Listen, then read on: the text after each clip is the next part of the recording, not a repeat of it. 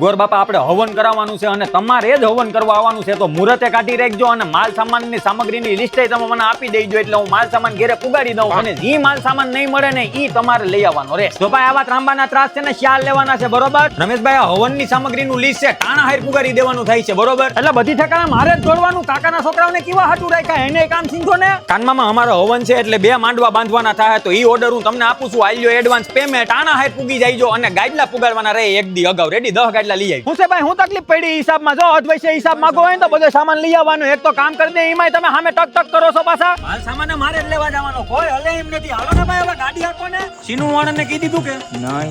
અરે યાર, advance booking કરાવવું પડે બાપા, પછી તાણે ગટા કરવા કોણ આવી છે? અટાણે કઈ વાણન નથી મળતા. તાણે બધાય કાલ છે ને, બધા જૂના લુગડા પહેરજો. હવન પછી છે ને બધા પધરાવાના હતા, એટલે બાયુને બધી કહી દેજો, સમજાણું? એ હાલો સામાન ઉતારવા, હાલો મારે જ કરવાનું. હું બતોય આ સીનાભાઈ યાર, તમે ફોન કાને દી ઉપર તા યાર, અમારા ટકા કોણ કે હવન ને અમારે યાર.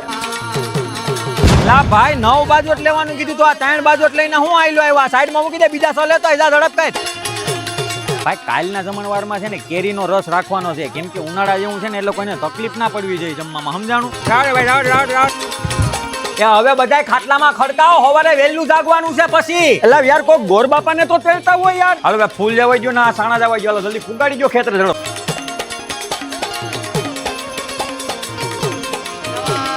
એલા છોકરા, તમે મોબાઈલ જોઉં છો, પાણી પાવ ને જાઓ ઝડપ કરો. હાલ ભાઈ જલ્દી સાપ આપતા જા બધાને.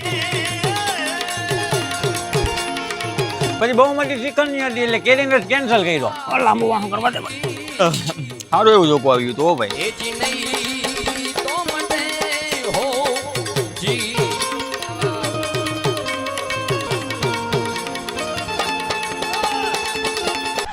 હાલો હાલો, બધી હમ નમું કરી નાખી. હાલો